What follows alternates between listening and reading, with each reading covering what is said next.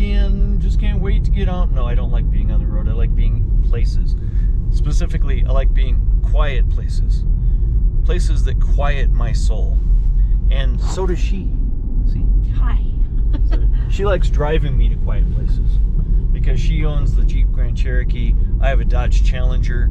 We don't take the Dodge Challenger on roads like this. So it's time to wake up. Yeah, you. Wake up, Toe Jam. Hey. He doesn't have eyelids, so you can never tell when he's sleeping. So Gwen is taking us to St. Elmo. St. Elmo is kind of a ghost town, being that nobody really is supposed to live there, but it is a town with an operating store in the summertime and lots of tourists, and it's kind of kept up. So much like Bodie that we didn't get to this year, much like Bodie, it's in a state of arrested decay, or even better, they keep it painted. This is in my memory of it anyway. Now I can tell you the history of it, but the baby Squatch here, Toe Jam, yeah, you. We've been going over and over the history of this, and he's going to share it with you, aren't you?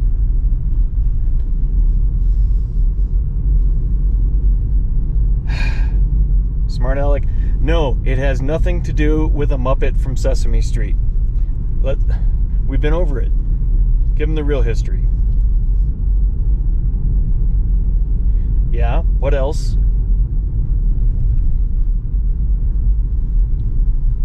And anything else to add to that?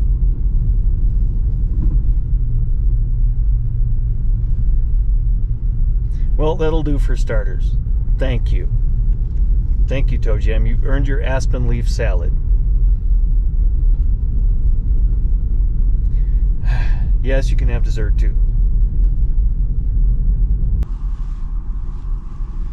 Wagon for sale, inquire within.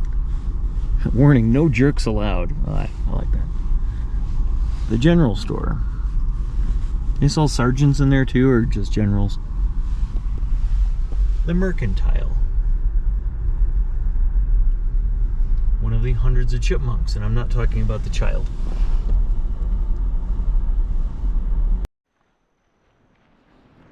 If you listen very carefully, you can hear hummingbirds.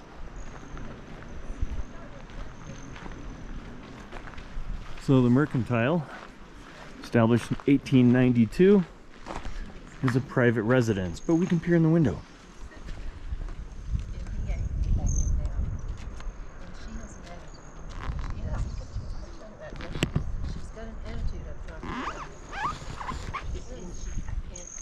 Whoa! Almost got sideswiped by a hummingbird.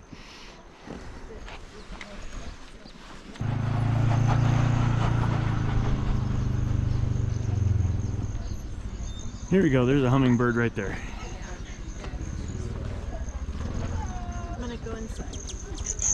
Oh, they'll be back, trust me.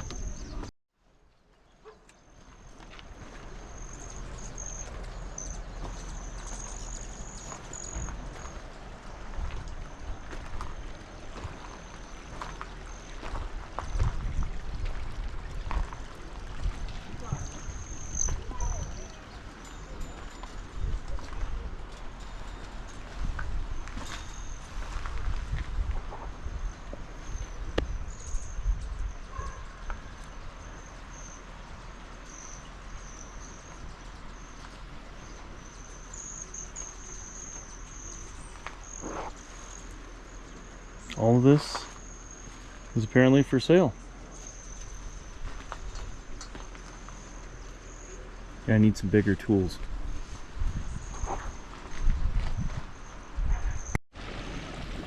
Ghost Town Guest House. Wonder how much it is to stay there. Guests only. Well, obviously. American House Hotel Parlor, 1882.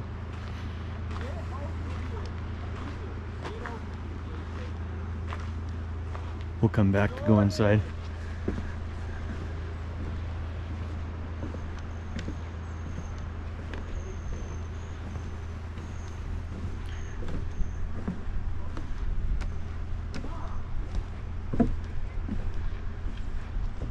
Okay, that needs the camera.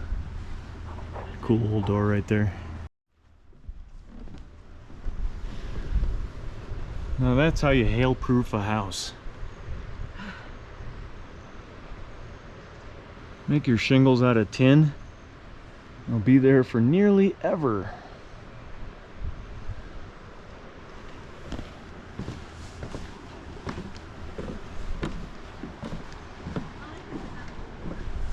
This is the Stark Brothers store and post office. News clippings. Cabins for rent. Sometimes the coolest stuff is right above our heads. Old weathered wood.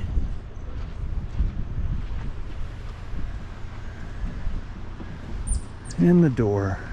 I got something for doors today. I don't know. This is really cool. Heightley Cottage, 1881. Built into the other building.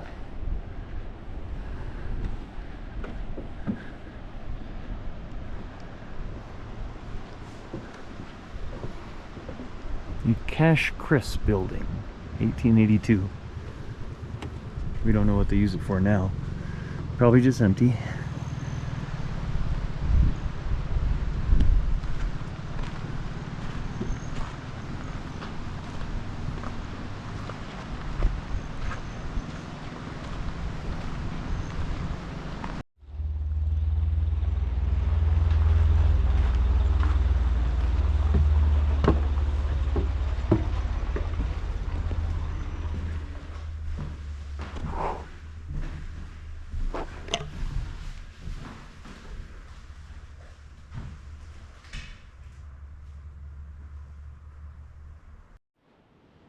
Look what we have here, all to ourselves.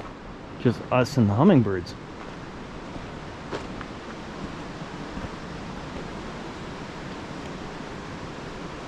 It's really hard to see if I walk the porch, so let's walk the other side.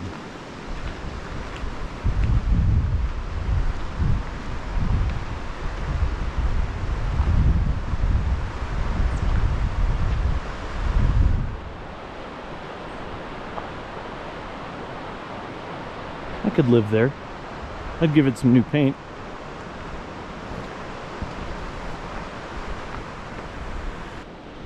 But I've got to get that outhouse. Isn't that not the coolest outhouse?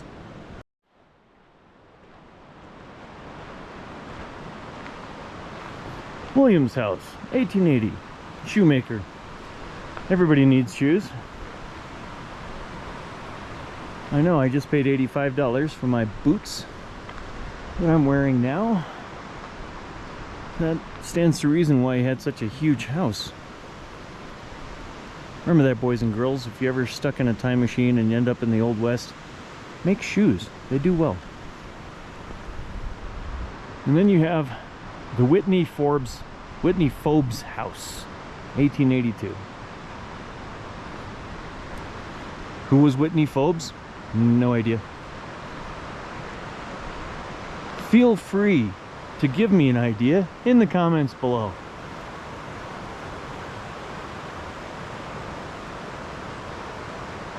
As I recall, this goes way up to like an outdoor sitting amphitheater, but I don't remember what else is up there. St. Elmo, kind of a tourist attraction. But right now, this late in the day, we have this much of it to ourselves. And it's a quiet place.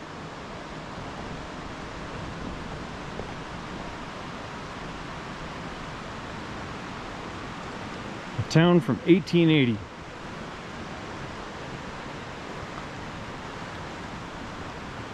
Obviously continuously kept up, which is good because it's nice to have an occasional town that's kept up so you can see how it used to look. Well, if you're wondering about the Roaring Brook, it's over here. On private property, of course.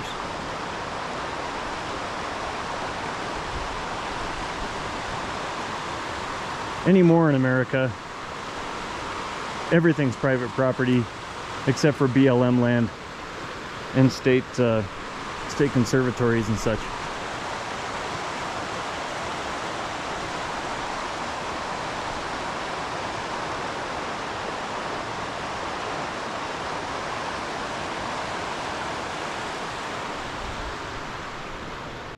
By the way, thanks for watching. Maybe get us some more subscribers. We could use some gas money for these ventures.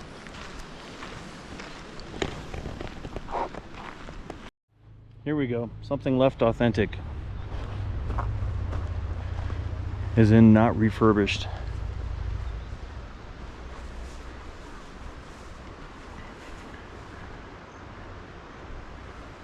In fact, even the sign's hard to read.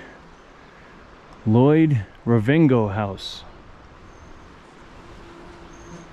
Oh, you want to go inside? You know you do. Let me get a shot. Zoom out. Ugh. I am zoomed out. Okay, going in. Are there any ghosts in here? Lloyd, are you home?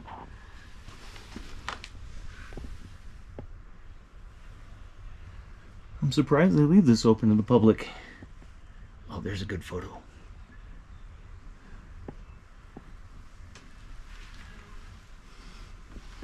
Alright, just because I have to. Going to Tools, EMF tester, simple EMF.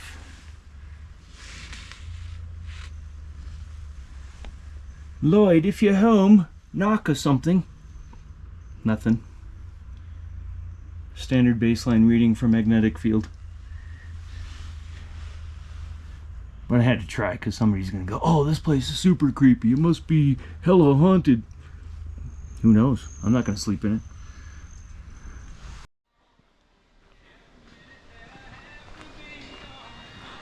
And here we have the St. Elmo School.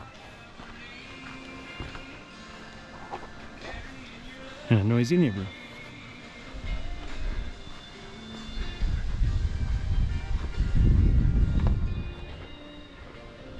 And hey, this school is flying the flag.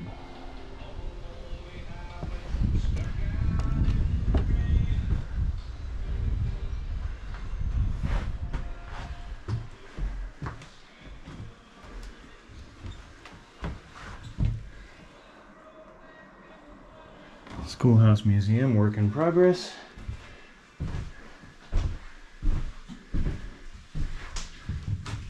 Oh, there we go. Look at that stove. Put it up against the glass. Look at that stove.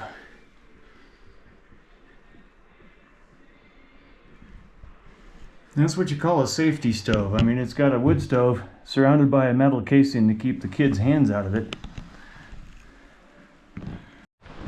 But wait, there's more. Just when you think you've seen all of St. Elmo, the road less traveled, the way to Tin Cup, which is only a turnoff right there, features these houses. The Rhodes Building, 1881. Let's go see what's inside.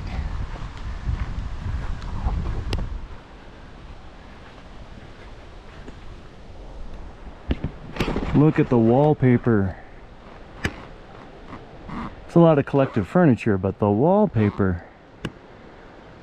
Wow.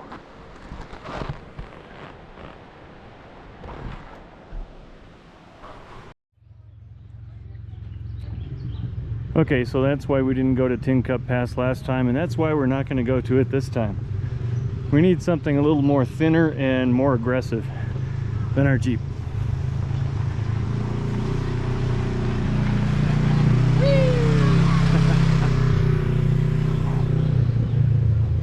Oh, I should have asked them if there was anything up there to see. Doggone it. Alright, this right here in the fall would make A killer photograph. When the aspens changed to yellow and orange, and that old building, oh, I'd hang that up as a poster. May have to come back in the fall, folks. But for now, this is St. Elmo. And this is Marshall and Gwen signing off. Thanks for watching.